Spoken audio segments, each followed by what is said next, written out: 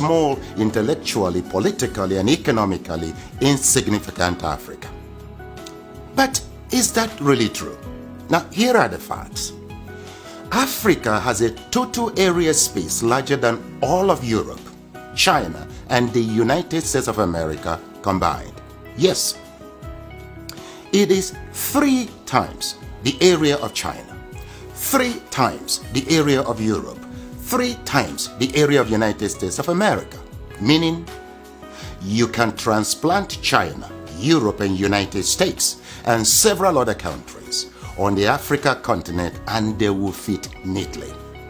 Africa is 30.5 million square kilometers and a youthful population of 1.3 billion inhabitants. China is 9.6 million square kilometers and 1.4 billion inhabitants. India has a total space of 3.3 million square kilometers and 1.4 billion inhabitants.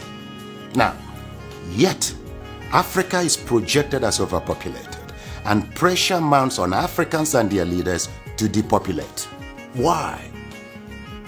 Why?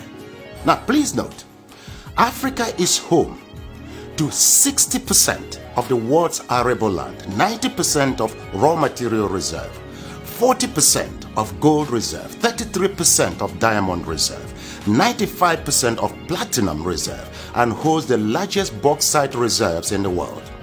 Of course, in addition to manganese, woods, uranium, crude oil, and others. Yet, the continent is touted as the poverty capital of the world and ripe for depopulation. The question is, why? Well, President Jacques Chirac of France provides an illuminating insight. He said, "We bled Africa for 4.5 centuries. We looted their raw materials, then we told lies that the Africans are good for nothing. In the name of religion, we destroyed their culture. And after being made rich at their expense, we now steal their brains through miseducation and propaganda to prevent them from enacting black retribution against us," unquote. Well, put simply, for over 4 centuries, Africa is not in control of its resources. Look, a 2016 study of Africa by the NGO called War on Want reveals that 101 companies, mostly British, control $305 billion worth of platinum, $276 billion worth of oil, and $216 billion worth of coal at 2016 market prices.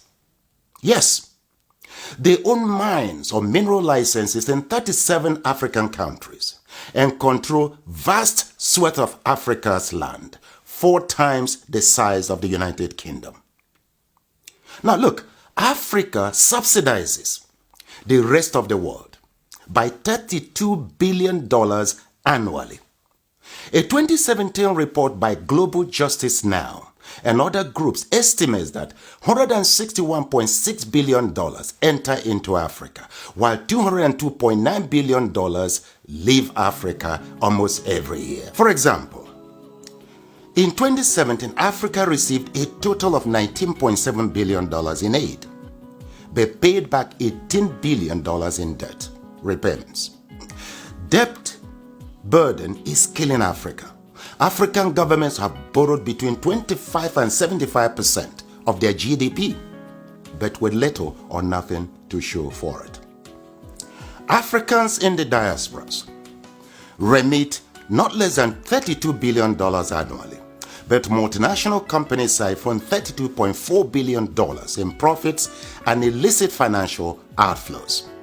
Look, an estimated $29 billion are stolen via illegal logging, fishing, and poaching annually. How can any continent, country, or people accumulate and sustain wealth, growth, and prosperity with such statistics? That's a great question. Well, look, hopefully, now you know your Africa better. Edmund Mbiaka once wrote, "Peace of mind always comes with knowing who you truly are. where you currently stand, where you positively need to be, and strongly believing in its possibility. Africa needs to control its resources, no doubt. For productive, patriotic, and effective leadership, we need our best and ablest citizens with fortified character in local, state, and federal governments. This must be given utmost consideration in upcoming elections across Africa. Let me say it once more. Our problem is not the age of our leaders, but unfortified character. It is your responsibility to protect and defend your Africa. The starting point is to educate and transform the mindset of our leaders and peoples. Look, the least you can do is to assist with ensuring that this message reaches every African. Slavery destroyed us. Religion divided us. Ignorance controls us. And truth scares us.